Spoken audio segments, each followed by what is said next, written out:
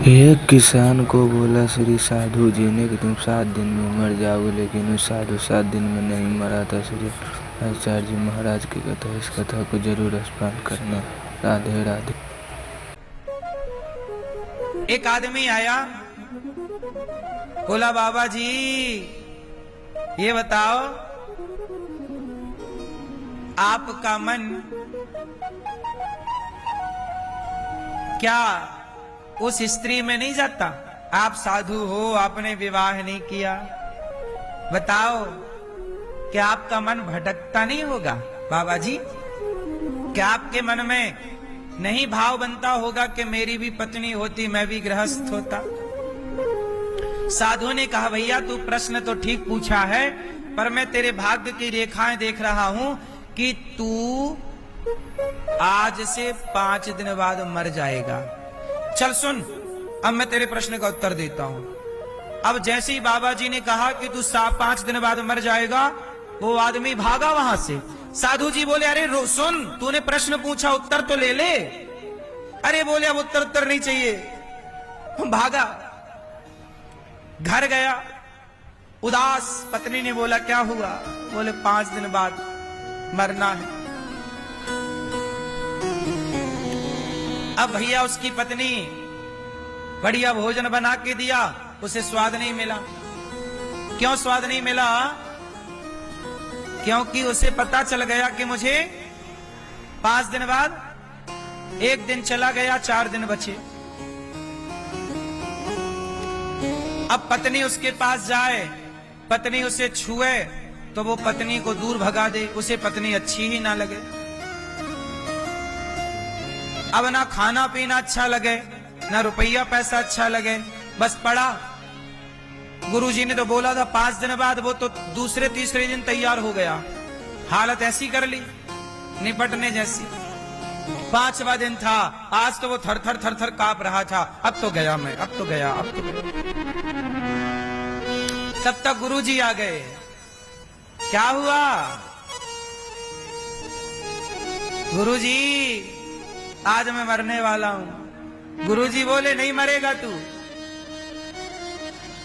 अरे गुरुजी आपने ही तो बोला था कि आज मेरे को 5 दिन बाद मरना था, और आप कभी झूठ नहीं बोलते। गुरुजी ने कहा मैं झूठ तो नहीं बोलता, लेकिन तेरे प्रश्न का उत्तर भी तो देना था ना। ये झूठ नहीं था, ये तेरे प्रश्न का उत्तर था। ये कैसा उत्तर है? गुरुजी ने कहा ये बता, जब मैंने तुझे कहा कि तुझे मरना है, तेरी मौत सिर पर खड़ी, तो बता उसके बाद तुझे पत्नी अच्छी लगी, परिवार अच्छा लगा, पैसा अच्छा लगा? कुछ भी अच्छा नहीं लगा ना। ऐसे ही बेटा हम साधु लोग ये मानते हैं कि हमें मरना है, इसलिए हमें संसार अच्छा नहीं लगता, हमें भगवान अच्छे लगते हैं। ये तेरे सवाल का उत्तर था। जो व्यक्ति ये जान ले कि मुझे मरना है, वो क्यों उलझेगा प्रपंच में? आप लोग तो उलझते हो, डोकरियां बूढ़ी बूढ़ी मैया ऐसे उलझती है जैसे कभी मरेगी ही नहीं।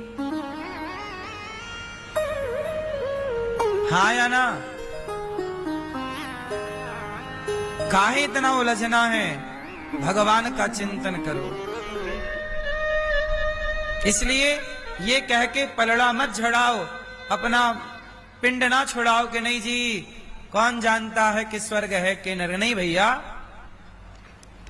ये सब कुछ क्रम है। एक बात बताओ, यदि स्वर्ग नरक ना होता, वैकुंठ ना होता, ईश्वर का न्याय ना होता, तो ये बताओ कोई अमीर क्यों है, कोई गरीब क्यों है? सब अमीर ही अमीर होते। क्यों भैया? कोई अमीर क्यों है, कोई गरीब क्यों है? एक बालक जन्म लेते ही सोने के पलने में झूला झूलता है, अमीर के घर पैदा हो जाए तो। और एक गरीब का बच्चा है कि फुटपाथ पर पैदा हो जाए तो साड़ी का झूला मिलता है उसे। मैया साड़ी का झूला बांधती है पेड़ पर और झूला झुलाती है, उसे लकड़ी का झूला नसीब नहीं होता। बोलो हाँ कि ना? क्यों भैया, बात सही है? एक जन्म लेते ही अमीर हो गया, एक जन्म लेते ही गरीब हो गया, ये बताओ कि ये अमीर क्यों बना? जन्म लेते ही तो बच्चे ने कोई पाप और पुण्य नहीं किया ना, पर वो एक जन्म लेते ही गरीब हो गया और एक जन्म लेते ही अमीर के घर में पैदा हुआ तो अमीर हो गया, गरीब के घर में पैदा हुआ तो। अब ये बताओ कि जो गरीब है ना, उसे पहनने को बेचारे को कपड़े तक नहीं मिलते। तुम्हारा बच्चा 100 रुपए की टॉफी खाता है, वो गरीब बच्चों को 25 पैसे वाली टॉफी भी नसीब नहीं होती। बोलो हाँ। तो ये बताओ कि जन्म से बच्चे ने कौन सा पाप या पुण्य किया कि एक गरीब और एक अमीर हो गया? बताओ। उस बच्चे ने अभी कोई पाप पुण्य नहीं किया, लेकिन जो पिछला था वो पिछले से स्टार्ट हो गया ना। हम जहां खत्म कर, आज की हमारी यात्रा जहां पूरी होगी, अगला जन्म अनिरुद्धाचार्य का वहीं से होगा। मैं सेवा करते करते मरूंगा, मैं भगवत चिंतन करते करते मरूंगा, तो अगले जन्म में किसी भक्त के घर ही पैदा होकर भक्ति में लगूंगा। ये बिल्कुल निश्चित है, मेरा पतन नहीं हो सकता। ऐसा नहीं है कि मैंने इस जन्म में अच्छे काम किए और अगले जन्म में फिर मेरा जीरो से स्टार्ट होगा। नहीं, जहां से आज पूरा हुआ है मेरा, अगले जन्म में वहीं से स्टार्ट होगा। यदि मैं इस जन्म में सर्वस्व अर्पण करना आ गया, सीख गया समर्पण, तो मैं अगले जन्म से भी मुक्त होकर मोक्ष का अधिकारी हो जाऊंगा इसी जन्म में। मैं चाहूं तो मोक्ष का अधिकारी बन जाऊं, मैं चाहूं तो नरक चला जाऊं, मैं चाहूं तो स्वर्ग चला जाऊं। मेरे हाथ में है कि मैं अपनी सदगति करूंगा या दुर्गति करूंगा। आपके हाथ में है कि आपकी सदगति होगी कि दुर्गति होगी। आपके हाथ में है कि आप नरक जाओगे कि आप स्वर्ग जाओगे।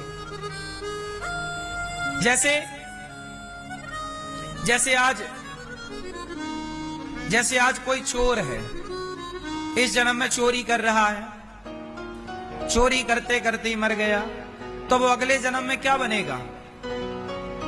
संस्कार उसके पड़े रहेंगे ना चोरी के। इस जन्म में वो गलत काम कर रहा है, तो अगले जन्म में भी वो वही ना करेगा, क्योंकि संस्कार पीछा नहीं छोड़ते ना।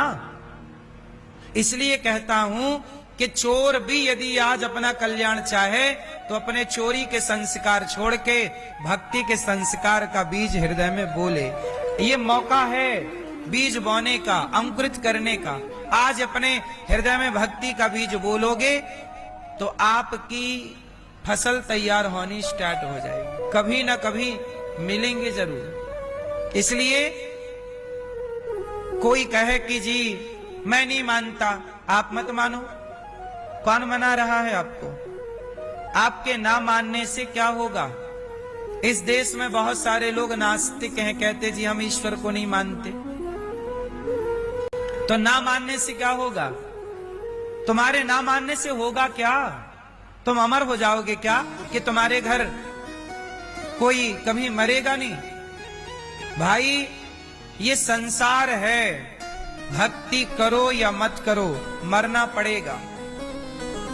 भक्ति करो या मत करो सुख दुख से गुजरना पड़ेगा। भक्ति केवल इसलिए की जाती है कि हम ये 84 के बंधन से मुक्त होकर भगवान की शरण में चलें, सदा के लिए मुक्ति मिले। ये बार बार का जन्म मरना, जन्म लेना, मृत्यु, जन्म मृत्यु, इस चक्कर से आपको नहीं लगता कि आप बड़े कई बार जन्म लिए फिर मर गए, जन्म लिए? ये जन्म मृत्यु का चक्र बड़ा दुखदाई है। चलो ये बताओ, आप जब माँ के पेट से बाहर आए तो आपको सुख मिला कि दुख मिला? बोलो बोलो। छोटा बच्चा सुखी होता है कि दुखी? जोर से जोर से जोर से। दुखी। पूछो कैसे? बेचारा मलमूत्र में पड़ा है तो पड़ा ही है। छोटा बच्चा छिछी करके वहीं पड़ा है, वो अपने को साफ भी नहीं कर सकता।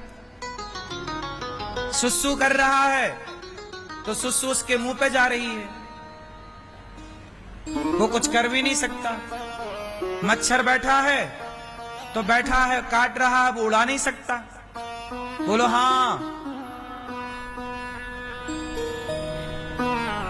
अब बताओ सुखी है कि दुखी है? हैं? यही नरक है। ये नरक से जो व्यक्ति नरक को देखना चाहता है, ये तो चलो बच्चा है, उसे कुछ भी 4 साल तक 3 साल तक बच्चे को कुछ भी नहीं पता। अब बताओ, उसे कुछ पता ही नहीं, पागलों की तरह है। ये सुखी जीवन है। वो रो रहा है पर उसे ये नहीं पता कि मैं रो क्यों रहा हूं। बोलो हाँ, बच्चा रोता है ना, उसे ये नहीं पता वो रो क्यों रहा है। उसे कोई दर्द हो रहा है, बता नहीं सकता। अब बताओ, ये सुखी है? आप नहीं जानते, बाल्यकाल में बच्चे को बड़ा कष्ट होता है। माँ के पेट में 9 महीने तक बड़ा कष्ट पाता है। माँ के गर्भ से बाहर आते समय बड़ा कष्ट होता है। जन्म और मृत्यु बड़ा दुखदाई है। पर तुम्हें अब भूल गया क्या है ना, एक आदमी जंगल में रास्ता भटक गया तो वहां पर शेर पीछे पड़ गया। शेर पीछे पड़ा तो दौड़ा, दौड़ते दौड़ते आगे चला तो खाई थी, आगे गिरे तो खाई है, खड़ा रहेगा तो शेर खा जाएगा। तभी वहां बट वृक्ष की लताएं लटक रही थी, जटाएं, बट नहीं होता, तो उस पर लटक गया। जब लटका तो पता चला काला सांप उसकी तरफ आ रहा है। लटका रहेगा तो सांप डस लेगा, जटाएं छोड़ देगा तो गिर के मर जाएगा, बाहर निकलेगा तो शेर खड़ा है खा जाएगा। तभी क्या हुआ, उसके मुंह पर शहद टपकने लगी। ऊपर मधुमक्खी का छत्ता था, शहद का एक एक बूंद उसके मुंह पे टपक रही है, वो चाट रहा है, बड़ा मजा। वो बोला वाह क्या मजा है, क्या सुंदर शहद है। शहद की मिठास में ऐसे खो गया कि भूल गया कि 3 तरफ से मौत खड़ी है। ऐसी हाल आपका है। आपको पत्नी का थोड़ा प्यार मिल गया, बच्चों का थोड़ा प्यार मिल गया, संसार में थोड़ा दौलत शोहरत पद प्रतिष्ठा मिल गई, ऐसी शहद मिली पद प्रतिष्ठा की, भोग विलास का ऐसा सुख मिला कि आप भूल गए कि हर तरफ से तुम्हारी मृत्यु खड़ी है, चारों तरफ से भूल गए तुम। और भूल करके आप ऐसे ऐसे गलत काम करते हो जैसे आपको ऐसा पता ही नहीं कि आपको मरना है। अच्छा, आपको पता है कि आपको एक दिन मरना भी पड़ेगा? किस किस को पता है? मैया, मरना पड़ेगा ना, तो फिर काहे झूठ बोलती हो, काहे छल कपट करती हो? मेरी माँ, ये जो तुम कर रही हो ये तुम्हारे संग ही तो जाएगा, भोगना पड़ता। इसलिए कहते हैं 2 बातन को भूल मत, जो चाहे कल्याण, नारायण एक मौत को, दूजे श्री भगवान। अपनी मृत्यु को और अपने भगवान को सदा याद रखना चाहिए। पाप वो करते हैं जो भूल जाते हैं कि मुझे मरना है। एक